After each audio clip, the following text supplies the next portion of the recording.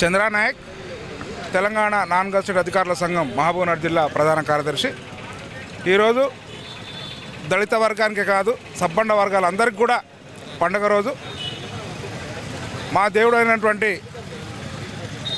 బాబు జగజీవన్ రామ్ గారి జయంతి సందర్భంగా అందరికి కూడా శుభాకాంక్షలు తెలియజేసుకుంటూ, ఈరోజు నిలబడ్డామంటే బాబాసాహెబ్ అంబేద్కర్, బాబు జగజీవన్ రామ్ గారి పోరాట ఫలితంగానే నిలబడ్డాం. మరి వారు ఆశించినట్టు దళిత బిడ్డలు చట్టసభలో కూర్చునేంత వరకు కూడా ఈ దళిత బిడ్డలకు రాజ్యాధికారం రాదు.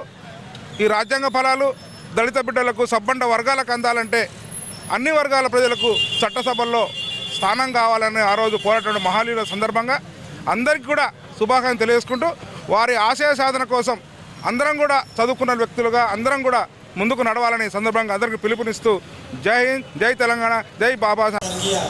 ఈరోజు జాతీయ నాయకుడు,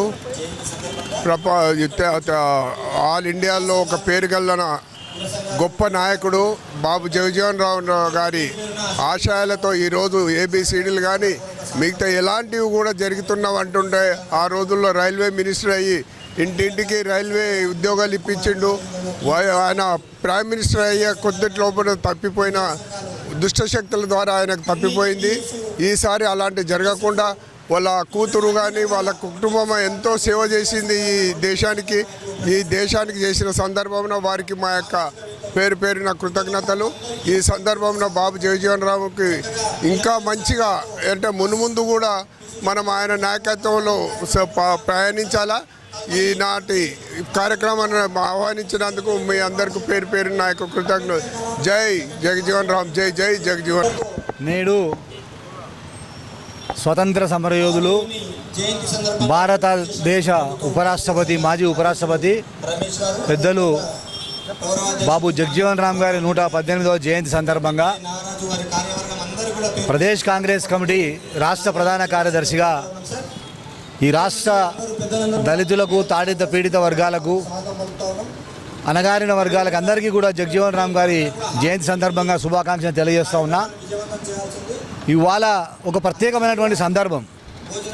వారు జగజీవన్ రామ్ గారు బ్రతుకున్న కాలంలో కూడా బాబాసాహెబ్ గారు ఇచ్చినటువంటి రాజ్యాంగం, తద్వారా వచ్చినటువంటి హక్కులను, తద్వారా ప్రజలకు అందాల్సినటువంటి ఫలాలు అందకపోవడంలో, అడ్మినిస్ట్రేషన్లో రాజ్యాంగాన్ని అమలు చేయడంలో కట్టుదిట్టమైనటువంటి పాలనను అందించి పోరాడినటువంటి వ్యక్తి బాబు జగజీవన్ రామ్ గారు.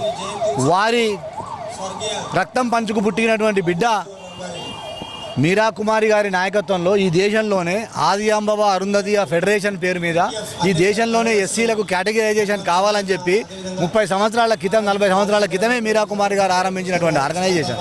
ఆ ఆర్గనైజేషన్లో దివంగత పార్లమెంటు సభ్యులు మంద జగన్నాథం గారు, నేను కలిసి పనిచేసినాం. వారు సౌత్రన్ స్టేట్ సెక్రటరీగా, నేను మహబూబ్నగర్ ఉమ్మడి జిల్లా అధ్యక్షులుగా పనిచేసినాం ఆ ఏబిసిడీల కొరకు. ఇవాళ అది సాకారమైంది. సుదీర్ఘంగా పోరాటం చేసినటువంటి కేటగిరైజేషన్ ఇన్ ది ఎస్సీలు అన్నది ఇవాళ సాకారమైంది. ఒక రకంగా జగజీవన్ రామ్ గారి ఆశలు, కోరికలు నెరవేరినట్టుగా భావిస్తూ ఉన్నాం మేమందరం కూడా. అదే రకంగా ఇవాళ రాజ్యాంగాన్ని మార్చాలని, ఈ దేశ స్వతంత్ర పునాదులను కదిలించాలని బీజేపీ వాళ్ళు చేస్తున్నటువంటి కుట్రలకు ప్రజలను చైతన్యవంతం చేయడానికి ఈ రాష్ట్రంలో అధికారంలో ఉన్నటువంటి కాంగ్రెస్ పార్టీ జాతీయ స్థాయిలో ఇవాళ జై బాపు, జై భీమ్, జై సంవిధాన్ అంటూ జాతీయ స్థాయిలో కూడా కార్యక్రమం తీసుకుంది.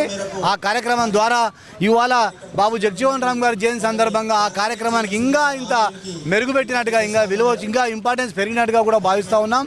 ఈ సందర్భంగా ప్రజలందరికీ కూడా విజ్ఞప్తి చేస్తూ ఉన్నాం. దేశం ప్రమాదంలో ఉంది, ఈ దేశ రాజ్యాంగం ప్రమాదంలో ఉంది.